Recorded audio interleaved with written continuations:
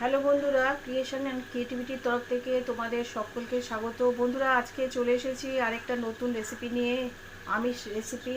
সেটা হচ্ছে রুই মাছের দো পেঁয়াজু। তো আমি রুই মাছটাকে ভেজে রেখেছি, ভেজে এটা তুলে রেখেছি রুই মাছটাকে। আর দুটো মাঝারি সাইজের পেঁয়াজকে আমি ভালো করে ভেজে বেরেস্তা করে রেখে দিয়েছি। দুটো মাঝারি সাইজের আলুকে আমি ভেজে তুলে রেখেছি। আর এখানে লাগবে, মশলার মধ্যে লাগবে, আমি প্রথমে মেথি ফোড়ন দেব। তেলের মধ্যে মেথি ফোড়ন দিয়ে দিলাম। মেথিটা যে একটু ভাজা ভাজা হয়ে যাবে, আমি এর মধ্যে হলুদ দিয়ে দেব। তেলের মধ্যে আমি একটু হলুদ দিয়ে দিচ্ছি।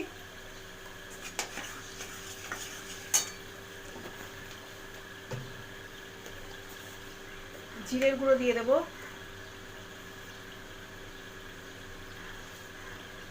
দেখো, রান্নাটা কিন্তু খুব সিম্পল, কিন্তু খুব মুখরোচক। মানে আমরা একটা কথা জানি যে রসনায় তৃপ্তি, মানে তোমার রসনাটা যদি ভালো হয় তাহলে খেয়ে যদি তৃপ্তি পাওয়া যায়, তাহলে এর থেকে বেশি আর কি আনন্দ বলো। তো তেল আর আমি হলুদ আর আমি জিরের গুঁড়ো দিয়ে দিলাম। এবার আমি এতে ভাজা আলুগুলো দিয়ে দেবো। ভাজা আলুগুলো ভালো করে কষবো এবং কাঁচা লঙ্কাটা, চেরা কাঁচা লঙ্কাগুলো আমি দিয়ে দিচ্ছি।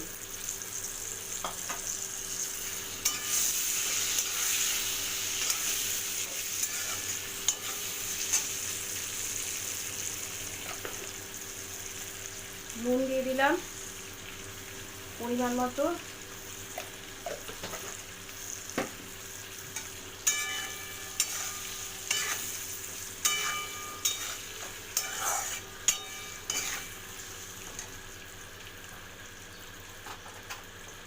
একটু কাশ্মীরি লঙ্কার গুঁড়ো দিয়ে দেবো, অল্প করে কাশ্মীরি লঙ্কার গুঁড়ো দিয়ে দেবো, বেশি দিলাম না। দেখো, খুব সামান্য কাশ্মীরি লঙ্কার গুঁড়ো দিলাম। এবার এটা বেশ সুন্দর করে নাড়াচাড়া করবো। আলুর মধ্যে হলুদের গুঁড়ো আর জিরের গুঁড়োটাকে ভালো করে যাতে ঢোকে, নুন সব ঢোকে যাতে, সেই মতো কষাবো। বন্ধুরা, আলু ভালো করে কষানো হয়ে গেছে। এবার আমি এখানে জল দিয়ে দেবো।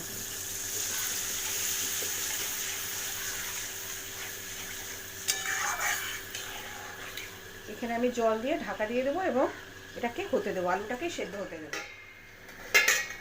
বন্ধুরা, দেখবো আলুটা সেদ্ধ হয়ে গেছে কিনা। আলু সেদ্ধ হয়ে গেছে। এবার এখানে আমি মাছগুলো ছেড়ে দেবো।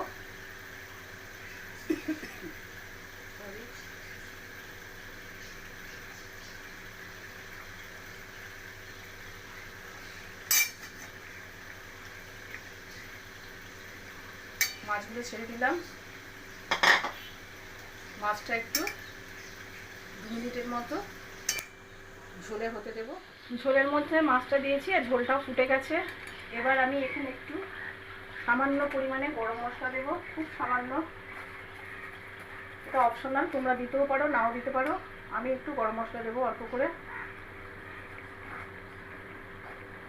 এবার যে পেঁয়াজটা আগে থেকে ভেজে রেখেছিলাম বেরেস্তা বানিয়ে, সেই পেঁয়াজটা এর মধ্যে দিয়ে দিচ্ছি। এবার আমি এটাকে একটা সার্ভিং বলে সার্ভ করে তোমাদের সাথে শেয়ার করছি। আমার রেসিপি আজকে রুই মাছের দো পেঁয়াজু। তোমরাও এরমভাবে বাড়িতে ট্রাই করো, আশা করি তোমাদেরও ভালো লাগবে। এবং এটা ট্রাই করার পর খেতে কেমন লেগেছে এটা আমাকে কমেন্ট করে জানিও, এবং বন্ধুদের সাথে শেয়ার করো, আর চ্যানেলটাকে লাইক করো, আর সাবস্ক্রাইব করতে ভুলো না বন্ধুরা। তা নাহলে আমি কী করে এই চ্যানেলটা চালাতে উৎসাহ পাবো বলো। তো বন্ধুরা, এই ছিল আজকে আমার ভিডিওটা। পরবর্তী সময় দেখা হচ্ছে আবার নতুন কোনো রেসিপি নিয়ে। ততক্ষণ পর্যন্ত তোমরা সুস্থ থেকো, ভালো থেকো, টাটা।